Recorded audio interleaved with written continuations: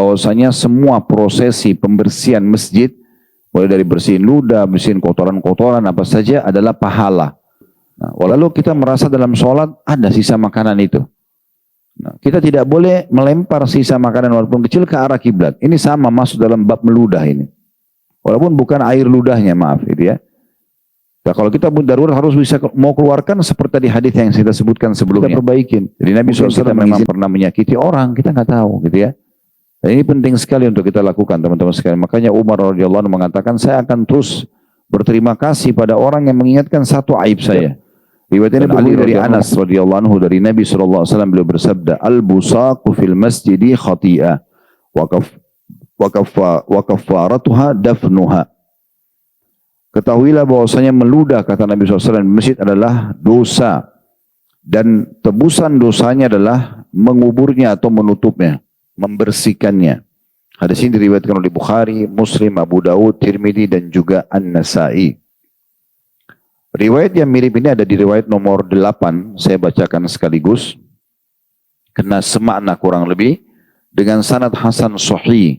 Urutan 287 dari awal kita belajar berbunyi dari Abu Umamah radhiyallahu anhu, dia berkata, Rasulullah sallallahu alaihi wasallam bersabda, "At-taflu fil masjidi sayyi'ah wa dafnuhu hasanah."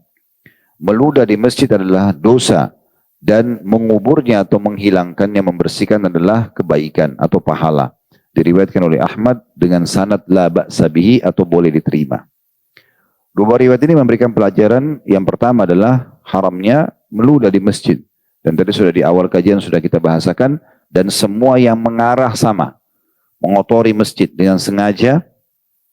Baik itu karena ya, dia mau menghina masjid atau bahkan kebodohannya. Karena ini adalah hal yang darurat yang harus kita tahu gitu ya. Kalau rumah Allah harus dirawat, dibersihkan. Ya, dan kita ambil contoh rasional. Kalau rumah kita saja dikotorin kita nggak mau. Mungkin tidak usah orang lain lah. Anak kita aja kalau di rumah meludah sana sini pasti kita tidak akan terima. Kita akan ingatkan, kita akan tegur. Apalagi kalau tamu. Ya, begitu juga dengan rumah Allah subhanahu wa ta'ala. Dua buah riwayat ini menyebutkan semua jenis ludah. Ya, sedikit ataupun banyak dosa. Seperti itu.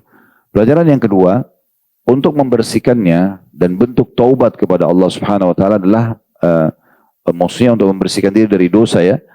Maka kita membersihkan ludah itu. Jadi kalau orang lain yang bersihkan berarti kita belum taubat gitu ya. Maksudnya belum menyempurnakannya. Kecuali misalnya kita baru tahu ini hadisnya, oh saya pernah melakukannya nih. Di masjid jauh banget misalnya di mana gitu ya. Tidak mungkin kita ke sana lagi. Sekarang mungkin sudah dibersihkan oleh para pengurus masjid. Maka kita yang tinggal taubat nasuha saja kepada Allah SWT dan jangan diulangi lagi. Ya. Tetapi kalau kita masih memungkinkan untuk membersihkannya, kita bertanggung jawab, maka itu hal yang baik. Salah satu hal positif di sini Bapak Ibu sekalian adalah bagaimana misal masjid ini ada yang pernah kotorin. Dia buang sembarangan tisunya misalnya atau apa saja dan sudah dibersihkan oleh marbot. Maka salah satu hal yang positif, yang baik adalah bagaimana kita balas ya sebagaimana disebutkan dalam riwayat ini dan membersihkannya adalah bagian daripada pahala. Jadi kita balas misalnya dengan menyumbang buat masjid tersebut misalnya yang untuk maintenance-nya lah, untuk perawatannya dengan niat bisa menjadi pembersihan kesalahan kita yang lalu. Karena sudah hilang yang kotoran yang pernah kita kotori gitu ya. Kedepannya kita nggak ulangi lagi, tapi sekarang kita balas dengan kita melakukan kebaikan-kebaikan. Ini sejalan dengan bahasan ulama berhubungan dengan bagaimana kalau kita sudah terlanjur menggibah orang. Ya, kita menggibah orang, kita menceritakan aibnya dia. Kemudian kita ikut di pengajian, kita tahu itu nggak boleh ya, dosa besar ternyata misalnya. Karena memang itu dosa besar ya, menceritakan aib orang lain walaupun ada pada dirinya gitu. Maka kita baru tahu nih sekarang, orang itu sudah tidak tahu di mana sekarang, udah pindah kota, sudah meninggal, kita nggak tahu. Maka solusinya adalah selain kita tobat kepada Allah, kita harus ya menyebut-nyebut kebaikan orang tersebut. Atau kita menyampaikan kepada orang-orang yang pernah kita sampaikan, yang kita gibah orang ini, kita mengatakan dulu saya pernah menggibah orang ini dan saya keliru. Ya, jadi saya mengangkat dan menarik kembali dulu perkataan-perkataan saya itu. Jadi kalau kedepannya masih nyebar, saya tidak lepas tanggung jawab. Nah, itu salah satu poin yang positif adalah bagaimana kita menghilangkan bekas-bekas daripada perbuatan-perbuatan kita yang lalu. Nah, ini poin-poin juga perlu dijadikan sebagai pelajaran. Kemudian pelajaran yang terakhir yang ketiga adalah bahwasanya semua prosesi pembersihan masjid, mulai dari bersihin ludah, bersihin kotoran-kotoran apa saja adalah pahala. Nah, walaupun kita tidak pernah tahu kadar besar pahalanya, tapi yang jelas yang disebutkan dia adalah sebuah hasanah, kebaikan gitu ya, pahala. Kita masuk hadis ke-9 Bapak Ibu sekalian dengan sanad sahih di ghairihi menjadi sahih karena dikuatkan dengan riwayat-riwayat lain dan ini urutan 288 dari awal kita belajar. Hadis ini berbunyi dari As-Sahla, namanya As-Sa'ib bin Khallad radhiyallahu anhu, seorang sahabat Nabi, anna rajulan amma qauma fabasaqa fil qiblah wa Rasulullah sallallahu alaihi wasallam yanzur faqala Rasulullah sallallahu alaihi wasallam hina faraq la yusalli lakum hadha fa arada ba'da dhalika an yusalli lahum famana'uhu wa akhbaruhu biqauli Rasulillah sallallahu alaihi wasallam fa dzukira dhalika li Rasulillah sallallahu alaihi wasallam faqala na'am wa hasibtu annahu qala innahu adzaita Allah wa rasul innaka adzaita Allah wa rasulah. Kata As-Sahal, namanya As-Sa'ib bin Khallad radhiyallahu anhu, menceritakan sebuah kejadian di masa Nabi SAW bahwa seorang laki-laki menjadi imam. Pernah satu waktu ada orang jadi imam untuk satu kaum. Lalu suatu hari dia waktu jadi imam dia meludah ke arah kiblat. Lagi sholat dia meludah ke arah kiblat. Sedangkan Rasulullah SAW waktu itu melihatnya. Maka ketika selesai sholat, kata Nabi SAW, orang ini jangan sampai menjadi imam lagi untuk kalian. Setelah itu laki-laki tersebut satu hari ingin menjadi imam lagi, maka ditolak oleh masyarakat di sekitar itu dan menyampaikan pesan Rasulullah SAW. Lalu ketika dikonfirmasi lagi kepada Nabi SAW, apakah betul Anda melarang orang ini jadi imam karena pernah meludah ke arah kiblat? Kata Nabi SAW, iya, karena memang waktu orang itu konfirmasi ya, dia mengatakan, ya Rasulullah, apakah Anda melarang masyarakat di sekitar saya untuk saya imami? Anda melarang itu? Kata Nabi SAW, iya, karena kamu sudah menyakiti Allah dan Rasulnya. Jadi karena dia pernah meludah sekali aja nih, ya, dianggap dia sudah menyakiti Allah dan Rasulnya. Riwayat ini diriwayatkan oleh Abu Dawud dan Ibnu Hibban di dalam Sahihnya. Riwayat ini Bapak Ibu sekalian memberikan pelajaran yang pertama kedudukan jadi bukan Sahla ya, tapi Abu Sahla, namanya As-Sa'ib bin Khallad. Tadi saya sebutkan keliru ya. Saya mengatakan Sahla saja, tapi dia adalah Abu Sahla karena anaknya bernama Sahla dipanggil Abu Sahla. Karena beliau menceritakan kepada kita kronologis hadis ini. Pelajaran yang kedua, bahwasanya tidak bolehnya seseorang meludah lagi sholat ke arah kiblat, sebagaimana umumnya hadis-hadis yang sudah lewat tadi ya. Tapi di sini kejadian nyata. Jadi ada satu imam melakukan itu. Jadi walaupun hanya, maaf ya, ini kalau misalnya Bapak Ibu sudah paham, alhamdulillah. Tapi kalau belum paham, kita dianjurkan untuk tidak makan sebelum sholat. Ya. Kalaupun kita sudah makan, misalnya contoh kita buka puasa nih, ya. Biasanya kan kita buka puasa makan kurma, walaupun di masjid misalnya, kayak Ramadan kemarin kita makan kurma atau makan kue-kuean, itu dianjurkan agar kita berkumur-kumur sebelum sholat. Karena kalau ada sisa makanan di mulut, kemudian kita kunyah lagi sholat, bisa batal sholatnya.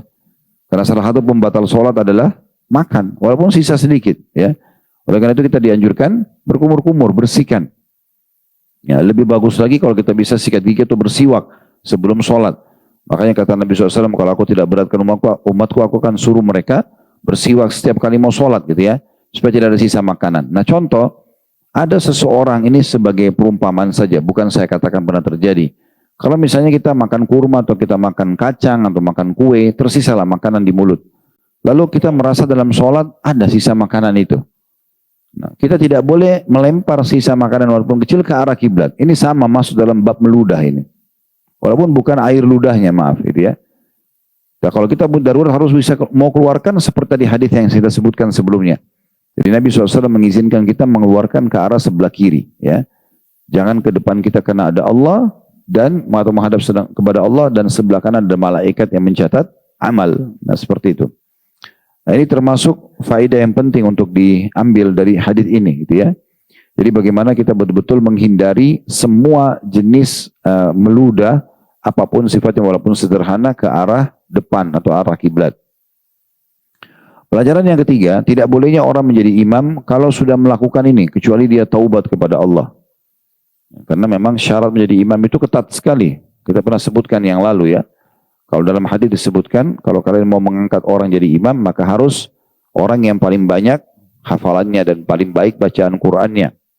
Kemudian kalau sama-sama kedudukannya, maka dicari dari dua orang yang merupakan kandidat imam ini yang paling faham terhadap sunnah. Kalau dua-duanya masih sama juga, maka dilihat siapa di antara keduanya yang paling pertama hijrah. Kalau juga sama kedudukannya, baru dilihat orang yang lebih tua. Ini perlu kita luruskan, karena di Indonesia ini yang penting yang lebih tua nggak apa-apa.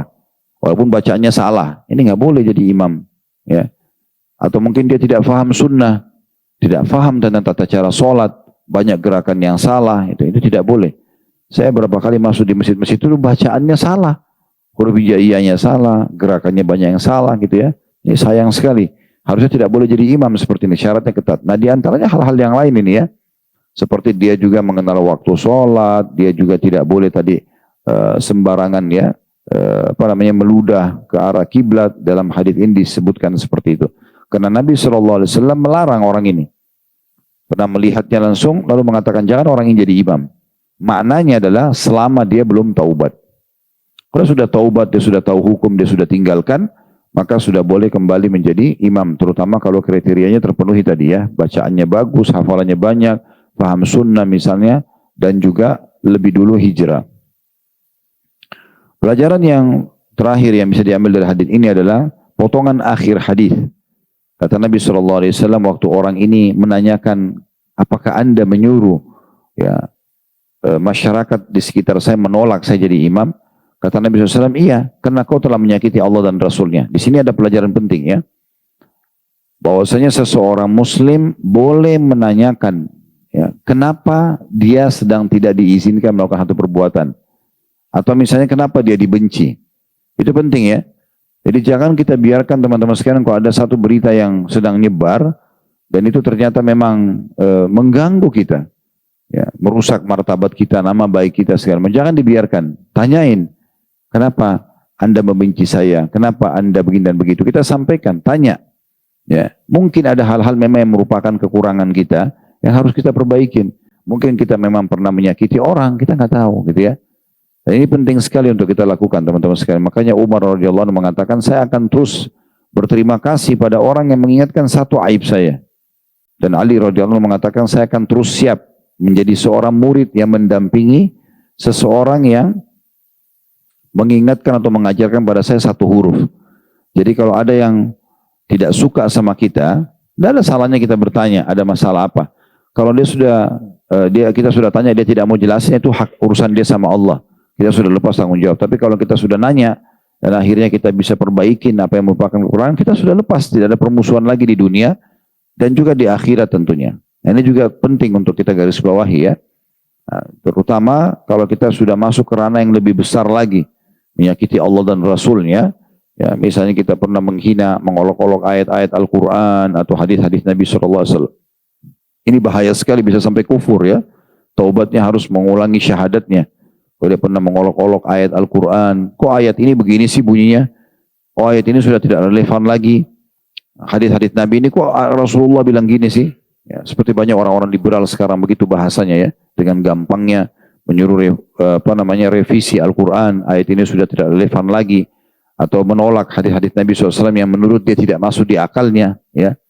Seperti hadis tentang lalat yang kalau hinggap di minuman, maka Nabi SAW bilang, celupkanlah lalat itu, kalau dia mati di minuman tersebut, kena sayap kanan ada racun, sayap kiri ada penawarnya. Mungkin ini orang kalau pakai akal-akalnya dia tidak akan terima, gitu ya. Dan terlalu banyak hadis-hadis tentang masalah tanda-tanda hari kiamat, keluarnya Dajjal, keluarnya hewan melata, keluarnya Ya'juj dan Ma'juj. Oh, banyak sekali kejadian besar yang sudah disampaikan Nabi SAW itu. Kadang-kadang kalau tidak masuk akal mereka tolak. Nah, ini bahaya sekali, ya. Oleh karena itu teman-teman sekalian kita harus hati-hati ya. Termasuk menyakiti Allah dan Rasulnya adalah menyakiti Rasulullah SAW sendiri dan di keluarganya. Ini harus selalu kita ingatkan ya. Karena memang di Indonesia ini lagi berkembang pemahaman Syiah itu, mencaci maki Ummul Mukminin Aisyah radhiyallahu anha, Hafsah, bahkan mengkafirkan. Ini bukan ibunya seseorang antara kita. Kalau ibu kita saja pribadi dihina, kita akan marah. Bagaimana dengan Ummul Mukminin?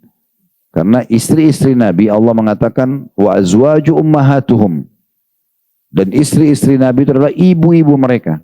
Kedudukannya istri-istri Nabi di atas ibu kandung kita. Kita harus muliakan mereka, kita harus jaga nama baiknya. Ini orang-orang Syiah bukan hanya sekedar menyindir saja, tapi menghina, mengkafirkan. Ya. Saya punya cuplikannya, anak-anak mereka di Iran itu, kalau lagi diajak main-main sama orang tuanya, sama tokoh-tokoh agamanya, begitu mereka senang, ditanya dalam bahasa Arab, itu di Irak, di Iran sekarang terjadi ya, itu bagaimana, kamu senang? Anak itu mengatakan iya. Kenapa kamu senang? Dia bilang karena Aisyah di neraka. Nggak ada korelasinya antara dia senang main dengan Aisyah di neraka, tapi itu yang diajarkan dari kecil. Mereka mencaci maki, mereka mengkafirkan, ini luar biasa ini. Ini menyakiti Allah dan Rasulnya. Ya. Karena berbahaya sekali.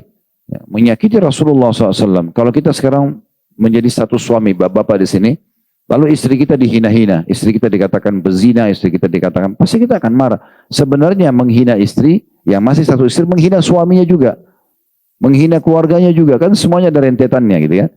Lebih jauh dari itu mereka juga mengkafirkan Abu Bakar, mereka mengatakan dua berhalanya Quraisy, ya, dan itu dianggap ibadah kalau mencaci maki, bahkan membunuh ahli sunnah wal jamaah bagian daripada ibadah bagi mereka.